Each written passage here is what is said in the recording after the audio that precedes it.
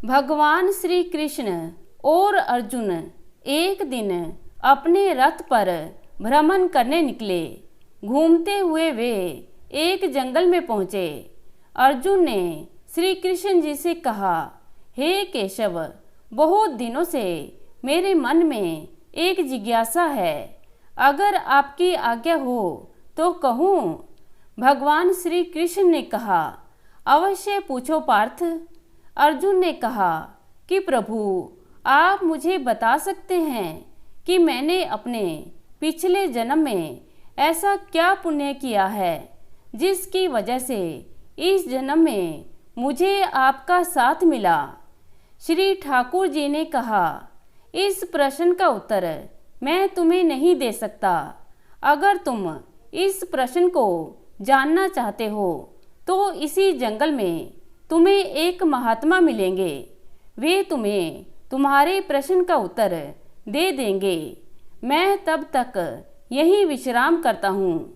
श्री कृष्ण को प्रणाम कर अर्जुन जंगल में आगे बढ़े और देखा, जंगल में एक छोटी सी कुटिया है और उसके बाहर एक साधु धूनी रमाए बैठे हैं और वे उस राख को खा भी रहे हैं और उनकी आंखों से आंसू बह रहे हैं।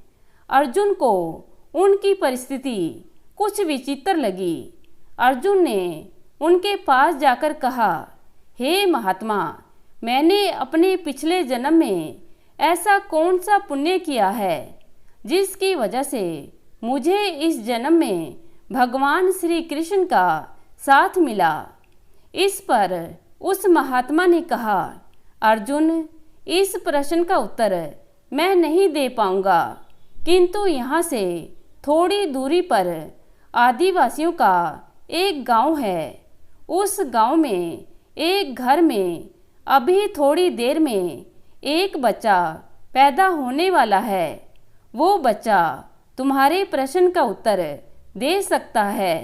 जब बच्चा पैदा हो तो तुम तुरंत ही अपना प्रश्न उसके समक्ष रखना।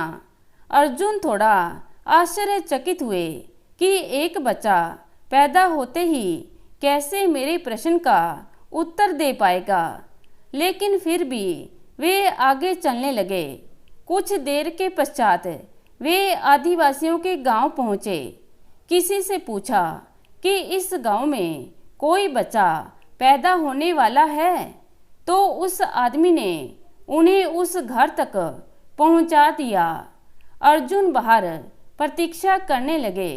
कुछ देर के पश्चात एक स्त्री बाहर आई और बोली, वह बालक तो पैदा होते ही मर गया है।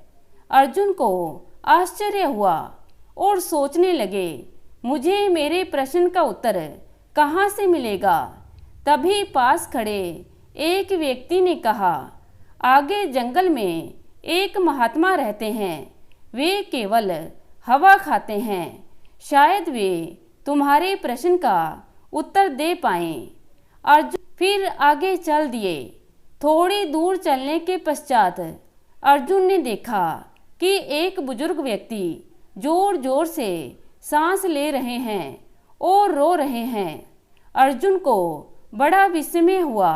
ये महात्मा कितना दुखमयी जीवन जी रहे हैं। वे उनके पास गए और बोले, हे महान आत्मा, कृपया करके मुझे बताइए कि मैंने पिछले जन्म में क्या पुण्य किए थे जिसकी वजह से इस जन्म में मुझे श्री कृष्ण जी का साथ मिला। रोते हुए महात्मा ने कहा, अर्जुन, एक समय की बात है। एक परिवार में 4 भाई थे। चारों भाई आपस में मिलजुल कर प्रेम से रहते थे। उनकी जमीन थी जिस पर वे खेती किया करते थे। एक दिन दोपहर में खेत का काम करने के पश्चात चारों भाई भोजन करने बैठे। चारों के पास 4-4 रोटियां थी। वे भोजन शुरू करते उससे पहले एक व्यक्ति जो बहुत ही दयनीय स्थिति में था, उनसे खाने के लिए कुछ मांगने लगा। चारों भाई भी बहुत भूखे थे। एक भाई ने कहा, अगर भोजन तुम्हें दे दूंगा तो क्या मैं धूल खाऊंगा? दूसरे ने कहा, यदि तुझे भोजन दे देंगे तो मैं तो भूख के मारे मर ही जाऊंगा। तथा तीसरे ने कहा, जा भाई जा, आगे जा, अगर तुझे भोजन दे दूंगा तो मुझे तो हवा खाकर जीना पड़ेगा। चौथे भाई ने अपने हिस्से की 4 रोटियों में से 3 रोटी उस गरीब व्यक्ति को दे दी। उस व्यक्ति ने वह रोटियां खा लीं और चौथे भाई को बहुत आशीर्वाद देकर वहां से चला गया। अर्जुन, तुम थोड़ी देर पहले जिस व्यक्ति से मिले हो जो धूल खा रहा था, उन चारों भाइयों में से एक भाई वो था, तथा जो बच्चा पैदा होते ही मर गया वो दूसरा भाई था। और जिसने कहा था, अगर तुझे खाना दे देंगे तो क्या हम हवा खाएंगे, वो भाई मैं हूँ। तथा जिस भाई ने अपनी 4 रोटियों में से 3 रोटी उस गरीब को दे दी थी, वो इस जन्म में अर्जुन है। तुम्हारे उसी पुण्य की वजह से तुम्हें ठाकुर जी की असीम कृपा प्राप्त हुई। अब अर्जुन को अपने प्रश्न का उत्तर मिल गया। अर्जुन ने हाथ में जल लेकर ईश्वर से प्रार्थना की, अगर मेरे पुण्य अभी बाकी हैं तो इस व्यक्ति की ये दशा ठीक हो जाए। जैसे ही अर्जुन ने जल छोड़ा, तभी वह व्यक्ति एकदम से तेजस्वी बन गया। थोड़ी दूर आगे चलने के पश्चात अर्जुन ने उस आदिवासी गांव में जिस घर में बच्चा पैदा होते ही मर गया था, उस मरे हुए बच्चे के पास हाथ में जल लेकर वही प्रार्थना की, अगर मेरे पुण्य शेष हैं तो यह बालक फिर से जीवन प्राप्त करे। तथा बालक पुनः जीवित हो उठा।